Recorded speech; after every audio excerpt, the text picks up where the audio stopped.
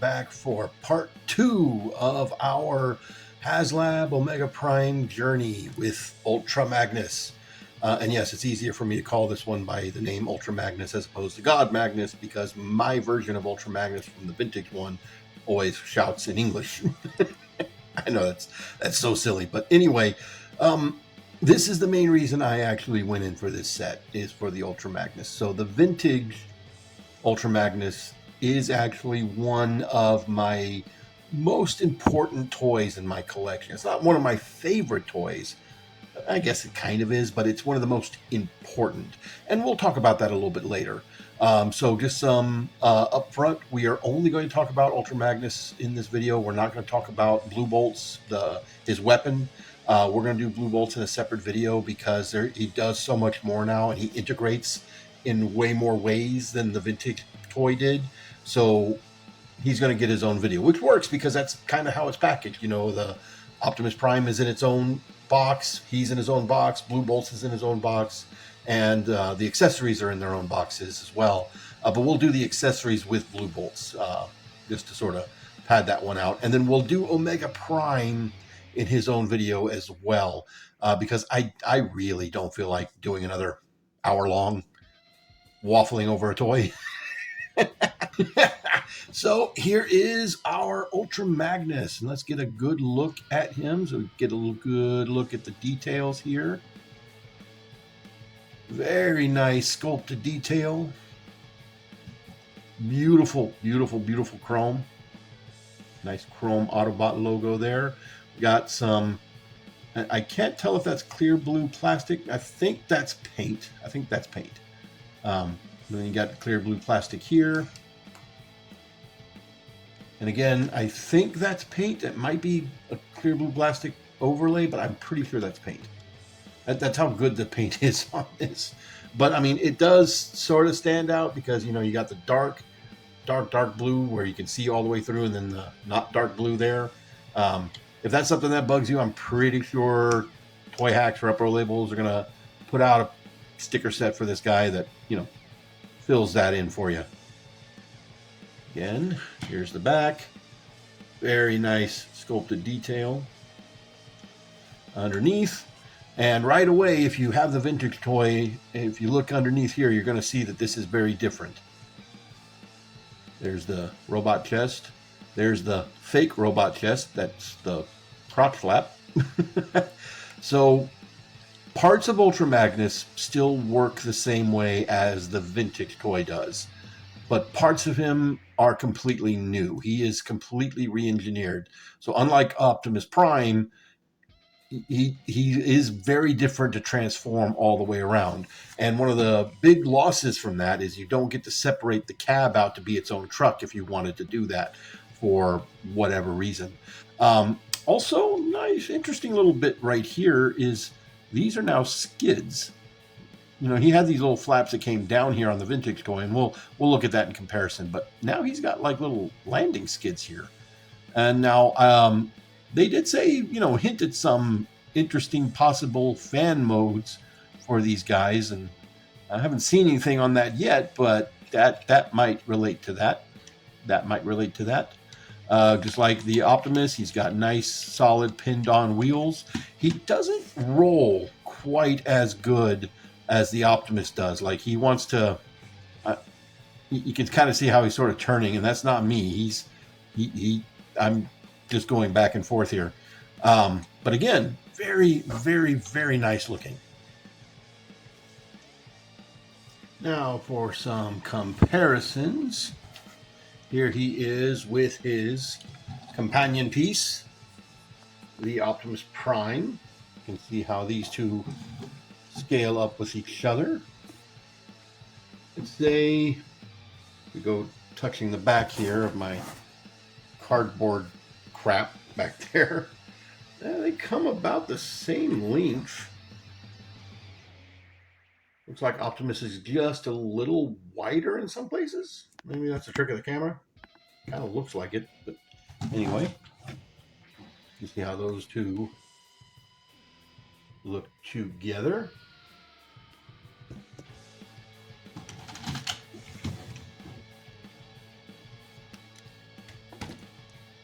And because it's kind of what we've been using here is not Sideburn. That's her name now. That's officially her name now. It's not Sideburn. And for no real reason, we'll also do like a sporty cop car and maybe a brawny SUV type vehicle. You know what I'm doing. You know what I'm doing. And now, just like on the original toy, you can pop these open here in the back. Yeah, they are very tight on these pegs. I'm going to tell you that right now. They're not the only things that are tight here. I definitely have some tightness issues, and we'll talk about that again in transforming. But you can flap those down. Flap those down. That's proper English right there. We are going to flap those down and then turn these to the side a little bit, and then you can just sort of loosen this piece here. It's got tiny little tabs here on the side that sort of hold it in place. They're a lot less, grippy than the vintage toy was, but these here, these are very tight where this moves. There's some ASMR for you. All right. And then, of course, you can have your little buddies doop-dee-doo all up onto the back of Ultra Magnus. Yay! Now, I will say, depending on what vehicles you're using, getting them situated on there in a believable way, because, he's got those little grooves right here and grooves right here, groove here, groove here, groove here. But, like, none of the toy vehicles that I have, their wheels don't really line up with those grooves. Let's try Braun here. Ooh, hey, okay. Braun kind of sort of gets there. But like one wheel's off and one's on the edge there. What about you? What about you? No, you're the same. You're absolutely the same. But I'm sure if you have any of the old Micro Masters or the GoBots or all the little mini bots from this show, given the spacing here, like a Hot Wheels car, I get the feeling those would fit in there very nicely. And of course, just like before, you can also have one down in here, put one up here, and close that up. There are little clips here now. You see those little clips? They do clip in, sorta. Yeah, get down there, get, there we go. They do clip in there. And you do want those to clip in because that's going to make it easier to actually get these to peg in to those very tight pegs. Again, they are very tight pegs. And there you go. You can have him hauling people to their doom. Don't ask. Don't ask. I don't know. I don't even know. And then one final comparison. Let's take a look at him next to his vintage counterpart. And this might be a little embarrassing when you see this one.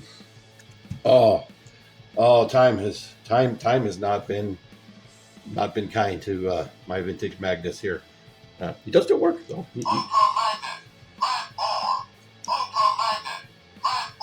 I swear that's the same voice coming out of the Chug Fortress Maximus. Just on Fort Max, he's pitched down. But as you can see here, you can see the similarities here with the chrome.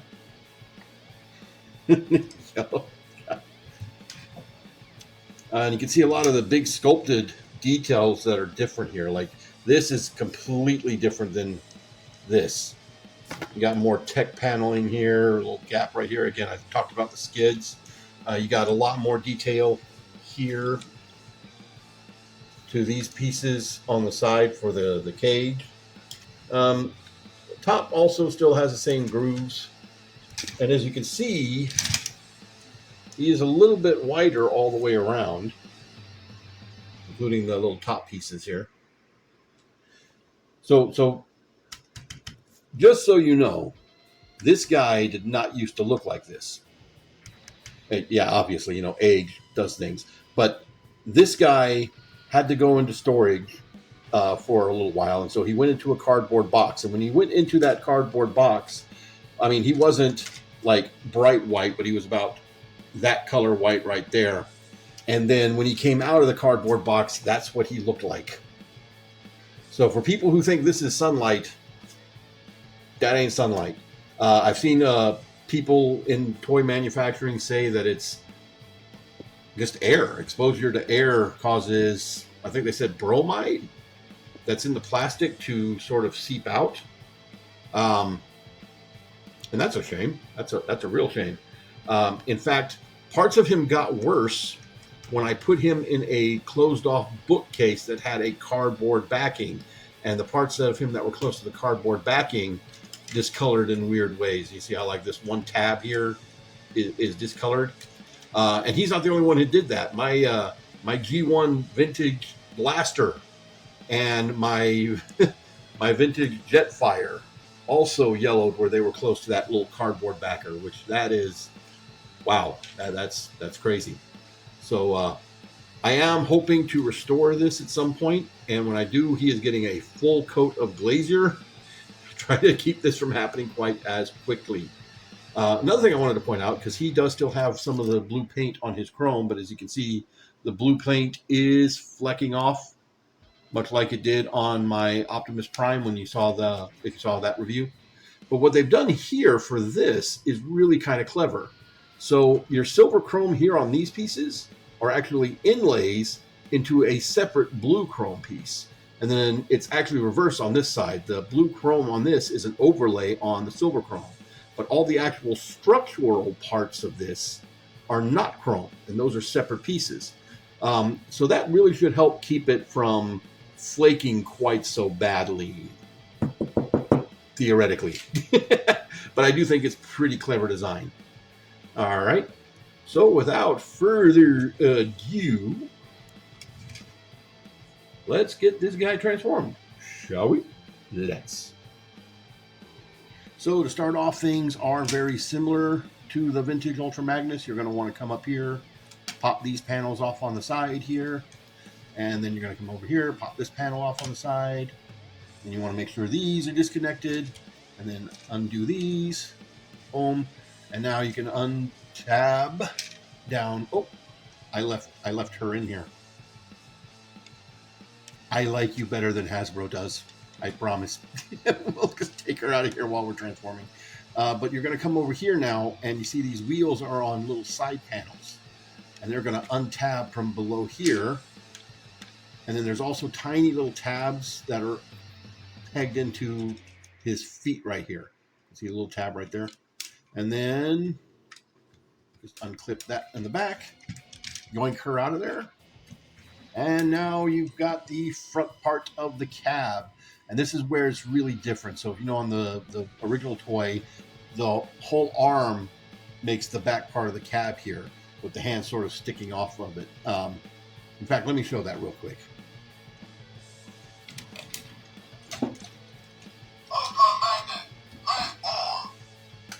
We'll get there. We'll get there, buddy. And as you can see, you know, you got the full truck here. Here's his arms. But here, these are on just little panels, and there's not enough friction to hold these in place. And there's no way to plug the arms in underneath here to get that to hold into place. So we'll go ahead and... that's scary. That's very scary. But let's talk about another little scary bit right here. And that's going to be these little posts down in here. So if you look closely, you might see a little bit of blue paint right there on those posts. So some of this blue plastic actually has blue paint on it. I know that's weird, right? Blue Bolts has the same thing. So it's, I guess, to get the right shade of blue, maybe. You see that on like the Masterpiece figures all the time, where they'll have like a full coat of paint over the same color plastic. I think like the Beast Wars figures were the first ones to really do that. But anyway, again, you really can't have this be its own separate truck. But moving right along, we're just going to, actually, you want to untab this first a little bit and put this in here. And this is where the blue paint kind of became a problem. Tap this, untap this. You can move this whole thing here. Because you need to press these in, much like the vintage toy. Now, in the vintage toy, these were very floppy and very easy to get maneuvered to get pushed in. This is not. This takes entirely too much force. So you want to get these lined up like this, and then there's little pegs that go into little holes back here, and then you gotta press these into those holes, and that's as painfully to push in as it sounds. It really is. And of course, the real scary bit is when you want to pull them back out, because they stop at this point here, but that's not all the way out. You got to pull them even further up. They're getting a little bit better over time. They are, but it's still way too tight. And I haven't seen anybody online report about these breaking yet. You can see they're pinned in right here, but I could totally see that coming just clear off the pin with enough force. I really can. That is scary. That is very, very scary. So we're going to come underneath here. We're going to untab these pieces right here. And just like on the vintage toy, you're going to pull that up and tab these in right there. And you can see here, he's got the fake chest plate to take the place of the crotch. If you untab this here, it just loosely tabs in right here. And then you got a tab right here. It will tab into place right there, just like that. Hopefully that chrome peg doesn't get worn out too bad with time. All right. So now that your arms are loose, you just take these around. These are going to peg in right here. These little tabs go into these little spots right here. Do that on both sides. And you rotate the hands and the arms to face the right way.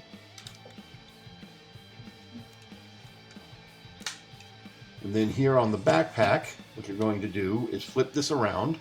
You're going to take these pieces here, and this whole armature right here is going to collapse in on itself.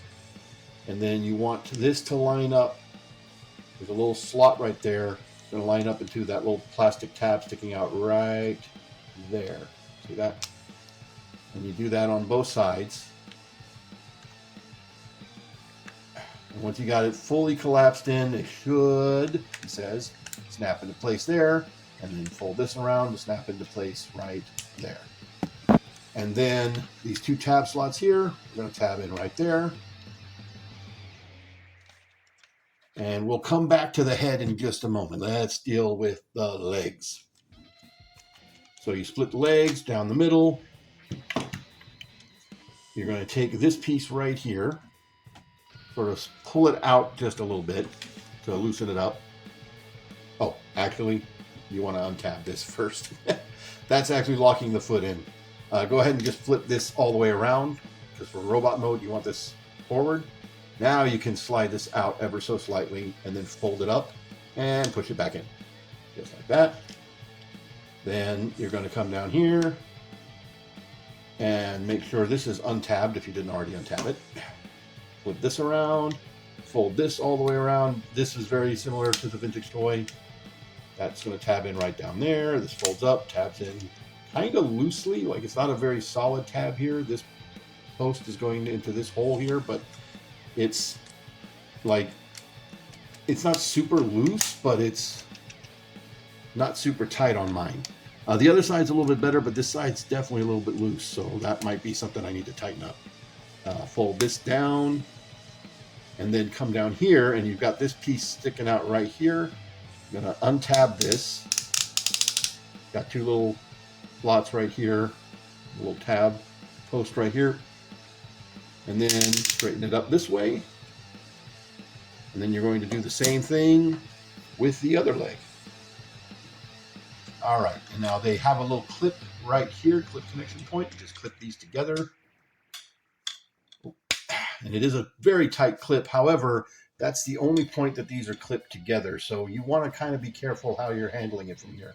I did already once, there's no stress marks or anything here. I mean, that's not a stress mark. It's just a seam right there. But I did kind of bend this a little bit, trying to mess around with this earlier. So just something to be mindful of. All right, and now you've got these little tracks right here. They are going to go into these little teeth right here. And you're going to slide his entire lower body. Whoop, whoop, messed up my camera. Whole lower body's going to tab in just like that. And finally, pop his chest down a little bit. Reach in here, rotate around his head. And now this tabs in. You got a couple of thick tabs right here. And reverse tabs on the other side go in here that go into the chest. And then there's a little tab into a little slot here in the front. And it's a very, very tight, solid connection this time around. Unlike the vintage toy, these are not separate pieces. So if you have the vintage toy, you know that these kind of fall off and do whatever the hell they feel like doing. But there he is in all his Magnus-y glory. There is our Ultra Magnus. And yes, he is still a leggy bastard. Get a good close-up here at that head sculpt. So he's got a lot less of a baby face this time around. He's got the chin guard, but he does still really look like that animated Magnus. And they picked out his Autobot symbol in gold, so it looks really good. He does have the gold chrome eyes. He does still have the big gaps in his armpits. They left those as part of it, so you could still plug in blue bolts the way, you know, the vintage toy did. Nice silver paint and blue paint there. It does have the dual tone blues. We kind of talked about that with the paint. Big thick legs, all shins all day long. I really like how they've redone the shape of these to be more like the animated V. And then we'll turn him around here and then take a look here at his backpack. He does have the big hefty, what the heck is heffing? I don't even know what I'm saying anymore. He's got the big hefty backpack, but that is, you know, accurate both to the toy and the cartoon. The rocket thrusters here on the back. Big hollow back legs. He does have ports on his feet, and of course, you know, he's got ports everywhere because that's just how we do things now, plus part of how he transforms. His hands are straight up, the same as the vintage toys. He's got the big post on his thumb, so he can shake hands with Optimus Prime, and we'll show that off in the Omega Prime video. Now, for articulation, the head is on a ball joint. It's a very tight ball joint. You get some little bit of tilt, a little bit of up and down, full rotation here. You do have the full swivel at the elbows. You can see that this does move a little bit. There's a little bit of flex here. These are nylon pieces, so I'm not that worried about it, but it is something to be mindful of. These don't really tab in quite that solidly. Unlike the vintage figure, your shoulders are not separate from the shoulder pads, so when you move the shoulders pads move with it. You do have in and out right there. You have a bicep swivel. A little over 90 degrees of bend at the elbow. You have the, again, same as the vintage toy, you have the ball jointed hand, opening fingers, opening thumb with the weirdest thumb up in history. Nothing at the waist due to how he transforms. You do have pretty good ratchets forward and back. You're not going to go too far back due to the whole truck on his butt there. You have a thigh swivel, and of course, due to transformation, you have extremely deep knee bends. And then, of course, you can't go all the way out, do the full splits. And then down here at the foot, he does have a side-to-side swivel. Not a super deep swivel, but deep enough to where he can actually pose and stand in positions other than just straight up and down, which of course was pretty much all you could do with the vintage Magnus. Boom. And I dig that. I dig that a lot. Now for comparison. Here he is with his vintage counterpart. Standing at attention, as that's pretty much the only thing he can do. So you can see how that looks with each other. Let's go ahead and stand this guy straight up too. get him in that standing at attention pose so we can kind of see the scale, because he does feel a little bit smaller. Oh, no, he is in fact taller. He is taller. I guess he feels a little smaller, if that makes sense. But he's bulkier. There's that sort of baby face. Definitely a little bit more, powerful chin here, as opposed to that one. I always thought that maybe they were, because of the big V and the way his face looked, maybe he was like supposed to be like a fusion of Rodimus Prime and Ultra Magnus. I definitely love how this transforms better than this does. If you've never had this vintage figure in your hands before, these ratchets are very, very tight, and they fold up into the body, and there's not a lot of wiggle room to grab them, to twist them and fold them down into that position to lock the legs in. But yeah, that's how that looks with each other. And there's our brawny SUV, our not sideburn, and our sports car, cop car. So you can see how deluxe figures scale up with this guy. Again, this feels like what we used to think of as a leader class figure. Again, I don't think they'd be able to sell it as a leader class or a commander class. I think there's too many moving parts on this guy, but hey, what do I know? What do I know? And then lastly, here he is with Studio Series 86 Ultra Magnus. You can see how he does scale with a commander class figure. He's big. He's a big boy. He's a big boy with big, long, creepy, long chins. So that is basically it for Ultra Magnus. I am ultimately pretty happy with the figure overall. I'm glad I don't have the QC issues, though I am worried about those wings. Again, maybe I'll take it apart and take a look at it, or maybe stick some shock oil down in there to see if that'll help loosen those up just enough to where I'm not having to rip at them to, untap them. But all in all, again, if you could still get him without paying aftermarket prices, I would highly, highly recommend him. But again, that ship has sailed. But I did mention at the top of the video that this was one of the most important toys in my collection. And I kind of want to talk about that for a moment. So if you don't want to sit here and hear me waffle on about this, then by all means, you can click off the video. Review is done. But let's talk a little bit about this guy and why he is so important. So throughout this whole process, you might have noticed I haven't been bringing out any of the other Robots in Disguise figures. I don't have any of them anymore outside of Build King. I do still have Build King. So when these were coming out the first time in America, I actually didn't know they were coming out. I didn't have ready internet access. I had some friends that did, but I really didn't. And we didn't really know that they were coming. Back in the days where pretty much bigbot.com was the only resource a lot of us knew about or went to. But I was importing or buying from an importer the car robots. So I had all the Japanese stuff. But I was not able to get Ultra Magnus. He was just not available. Nobody had him. He was too expensive. Blah, blah, blah.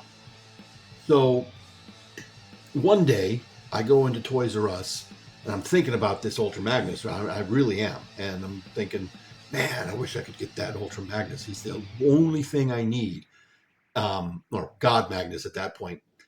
And then I walk into Toys R Us and then boom, it hits me. The whole display built for Robots in Disguise. And they had everything. And I mean everything. I actually canceled my Black Battle Convoy because they had Scourge there. But they didn't have Ultra Magnus. And I was like, you got to be kidding me. They brought all these figures in here.